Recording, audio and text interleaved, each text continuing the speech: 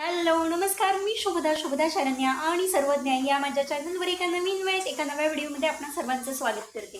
3:30 timing आहे, सगळं काही झालेलं आहे, मग म्हटलं आपल्या सगळ्यांशी बोलूया. बऱ्याचदा असं होतं की आपण एखाद्या जवळच्या व्यक्तीमध्ये जास्त गुंतले गेलेलो असतो. मग मनुष्य प्रवृत्ती निसर्ग नियमाप्रमाणे आपण एकमेकांसाठी काय केलं त्याचे हिशोब मांडतो. मग अशा वेळेस पराभूटीचं दुःख तर जाणवतं. मग जे घडलं ते चांगलंच घडलं, जे घडून गेलं ते सुद्धा चांगलंच घडलं आणि इथून पुढे जे घडणार आहे ते सुद्धा चांगल्यासाठीच घडणार आहे, अशी ही देवाचीच योजना होती. असा जर का आपण संदर्भ किंवा हे जर का आपण स्वीकारलं तर आपल्याला त्या गोष्टीचा जास्त त्रास होत नाही. कारण प्रभू श्रीकृष्णांनी सुद्धा भगवद्गीतेचा हा आशय म्हणा किंवा भगवद्गीतेचा एखादा वाचनात आलेला भाग, जो हो गया अच्छा हुआ, जो होगा वो अच्छा होगा, और जो होकर गया वो भी अच्छा